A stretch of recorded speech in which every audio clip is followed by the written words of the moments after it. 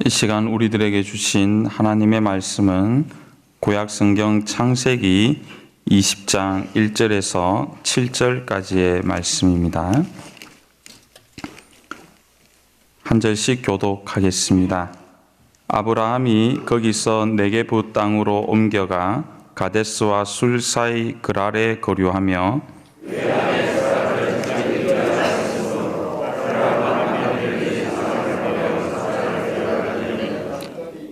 그 밤에 하나님이 아비멜렉에게 현몽하시고 그에게 이르시되 내가 데려간 이 여인으로 말미암아 내가 죽으리니 그는 남편이 있는 여자임이라.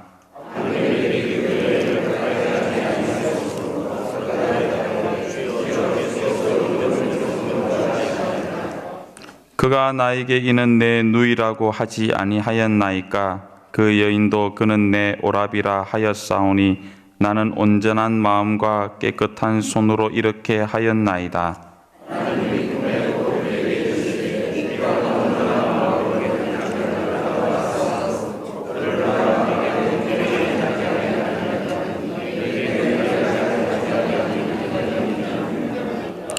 이제 그 사람의 아내를 돌려보내라. 그는 선지자라. 그가 너를 위하여 기도하리니 내가 살려니와 내가 돌려보내지 아니하면 너와 내게 속한 자가 다 반드시 죽을 줄 알지니라. 아멘. 장지아노라는 소설가 여러분 아시지요? 프랑스의 소설가인데 여러분들도 잘 아시는 나무를 심는 사람이라는 동화 같은 소설을 쓴 분입니다. 이 소설에 보면 부피에라는 한 노인이 프랑스 북쪽에 있는 프로방스 지역의 이름 없는 산악지대에서 열심히 나무를 심는 이야기가 나옵니다. 마을이 황폐해지고 을신년하며 황량한 바람만이 일어나는 이유가 산악지대 산림에 나무가 없다는 것을 알게 되고는 누가 보는 사람이 있건 없건 자기 존재가 드러나건 드러나지 않건 은폐되어 있건 노출되어 있건 묵묵히 나무만 심는 사람입니다. 그의 노력으로 인해서 메말랐던 산악지대에 울창한 산림지대가 형성이 되고 산악지대를 끼고 있는 마을은 그 마을을 통해서 개울물이 흐르고 새가 지저귀며 산이 사람에게 먹을 것을 주는 사람 살만한 곳으로 바뀌게 됩니다. 그런데 수십 년에 걸쳐서 이 일이 지극히 자연스럽게 서서히 그 누구도 존재를 알 수 없는 이 부피라는 한 사람에 의해서 그의 섬김과 배려 때문에 일어난 일이기 때문에 부피라는 이 사람으로 인해서 이 일이 일어났다는 것을 아무도 눈치를 채지를 못합니다. 모든 일은 뒤에서 보이는 무대 뒤쪽에서 일어난 일이기 때문에 사람들은 변화된 현실에만 주목할 뿐 변화된 그 현실을 현실되게 한 존재에 주목할 수 없었던 것입니다. 저와 여러분들이 창세기를 여기까지 깊이 묵상하면 묵상할수록 여러분들이 제대로 창세기를 묵상해 왔다면 창세기에 나타나는 표면의 주인공 뒤에는 부피에같이 묵묵히 자기 일을 하는 진정한 주인공이 있구나 라는 사실을 알게 될 것입니다. 표면의 주인공이 아담이고 노아고 아브라함이고 악역을 감당하는 것으로 치면은 가인 같은 사람이지만 또 그 사람들이 모여 살고 있는 사회처럼 보이지만 성경은 그 표면의 주인공 속에서 일하고 그 표면의 주인공 위에서 일하며 그 표면의 주인공 뒤에서 역사하는 부피에 같은 한 분이 있다라는 것을 보여주시는 거예요. 누굽니까? 하나님 아버지. 오늘 보십시오. 아브라함이 네게부 사막 쪽으로 옮겨가서 그랄이라는 곳에 거류하게 되었습니다. 그는 유목민이기 때문에 한 곳에 정박하여 살 수 있는 사람이 아니고 목초지를 따라서 이 지역 저 지역을 옮겨 다녀야 되는 사람이었습니다. 그런데 그 지역이 생소한 땅이었기 때문에 20장 2절에 보면 그의 아내 사라를 자기 누이라고 또 주변 사람들을 속였습니다.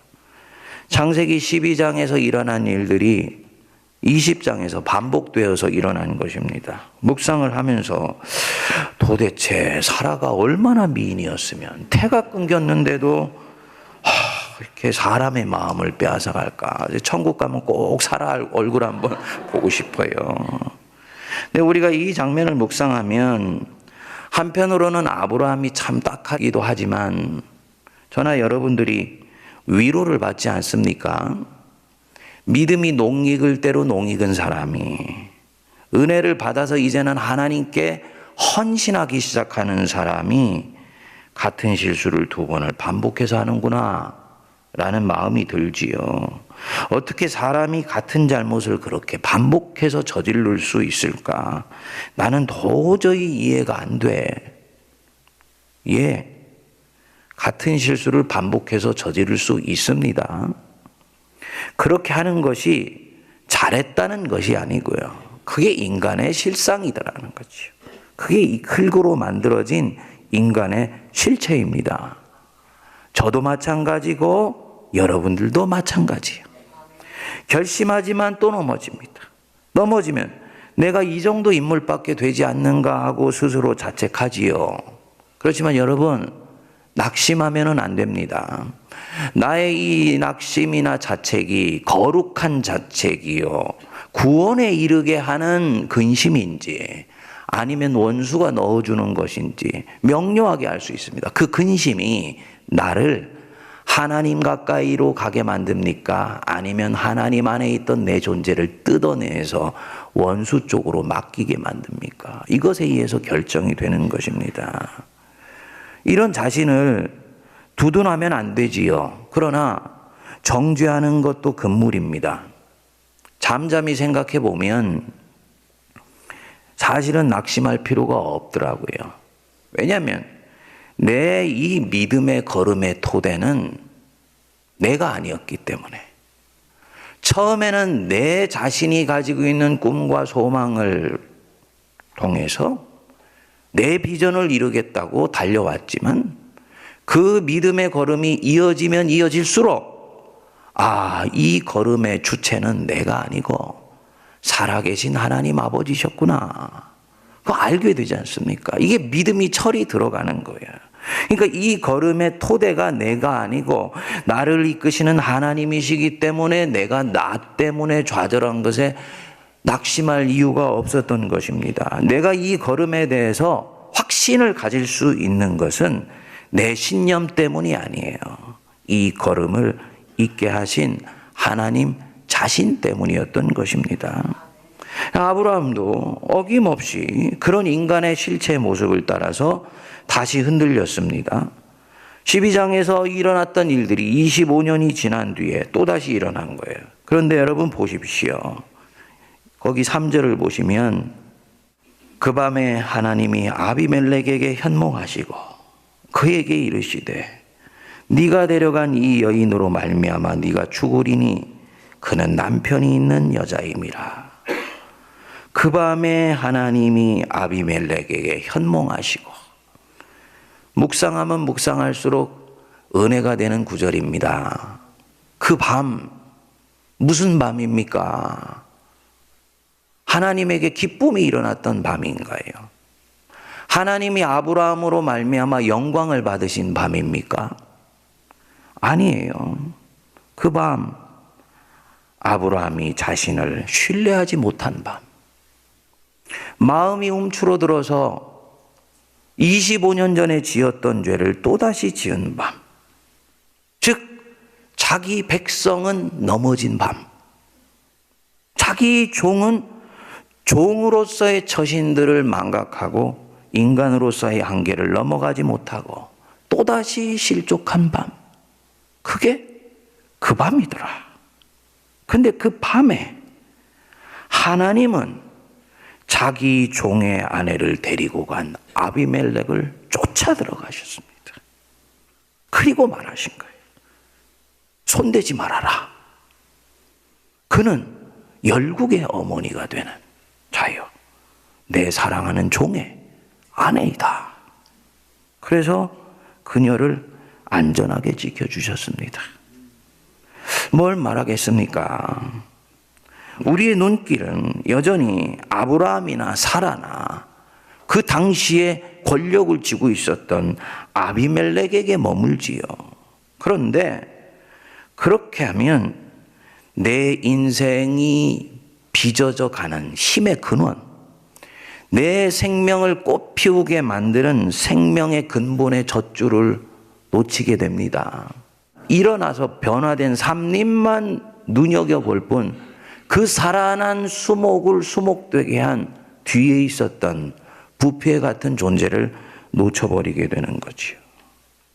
하나님을 주목하지 못하게 되는 것입니다.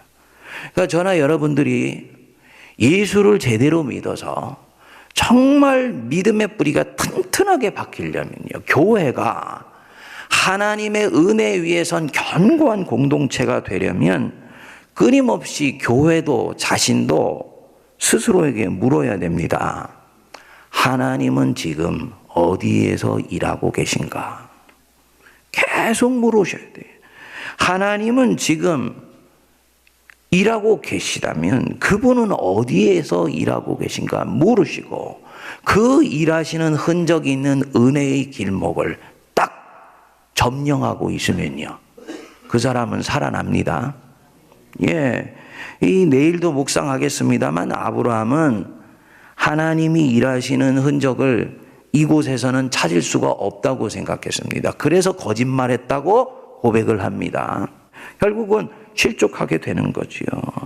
그분이 진정으로 살아계신 하나님이시요, 내 인생과 직접 관련이 있는 분인 것이 맞으면 나는 반드시 지금같이 이 낙심한 자리에서도 하나님이 일하시는 곳이 있다는 것을 영안을 열어 보게 될 것이고요, 그곳으로 달려가게 되면 거기서부터 이 어둠의 힘을 넉넉히 극복할 수 있는 이 어마어마한 하나님의 은총의 통로를 붙들 수 있게 돼요.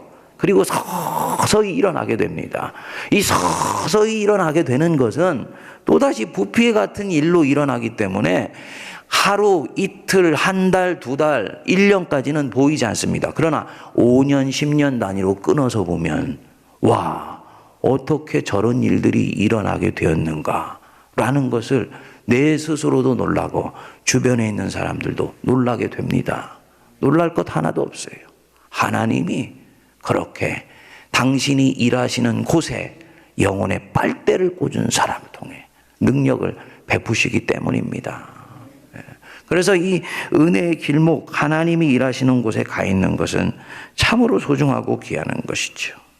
여러분, 주님 일하시는 자리에 영이 꽂힐 수 있게 되길 바랍니다. 집이 경매를 당해가지고 완전히 희망의 근거가 끊겼습니까? 목사님, 제 인생에 희망은 없어요. 왜 희망이 없어요? 새벽에 나와서 무릎 꿇어 기도하는 자리가 희망의 시작이지요. 왜 희망이 없어요? 성경 보면 여기서 살아계신 하나님이 나를 통해서 일하시는 흔적을 보고 그 하나님 안에 내 영의 근원을 깊이 박으면 거기서 하나님은 일하시기 시작하시는 것이죠. 왜 희망이 없습니까?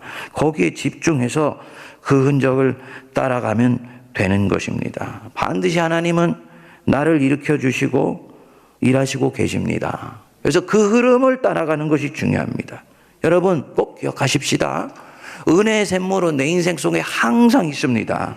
그 은혜의 샘물이 이제는 끊겼다 싶을 때 내 코끝에서 호흡이 멈추는데, 코끝에 호흡이 멈췄을 때도 하나님은 은혜의 샘물을 다시 부어주셔서 나를 천국으로 이끌어 주시지 않습니까? 그러니까 우리는 절대로 움직이는 표면에 부안해동하거나 또 우왕좌왕하면 안 되지요. 낙심하거나 교만해져도 안 되지요.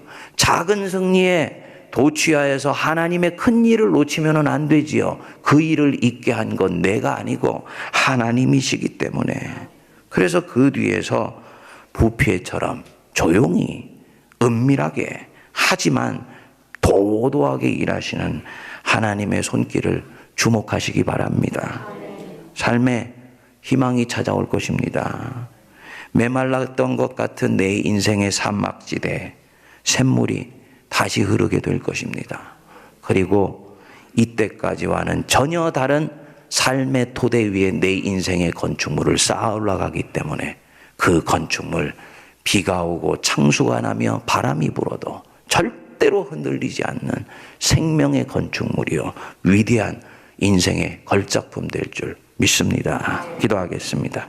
우리 주 예수 그리스도의 크신 은혜와 하나님 아버지의 만극하신 사랑하심과 성령님의 위로교통 감동 감화 역사하심이 아브라함은 넘어진 그 밤에 묵묵히 그의 실수를 감당하여 주시고 역사하시며 한 사람의 인생 뒤에서 잠잠히 일하시는 그 하나님을 주목하며 오늘도 하나님께 더욱더욱 가까이 나아가 하나님과 동행하는 삶을 살아가기로 다짐하는 모든 주의 백성들 머리 위에 피로 값주고 사신 이 교회와 온 민족과 열방 위에 이제로부터 영원토록 함께하옵시기를 간절히 축원하옵나이다. 아멘.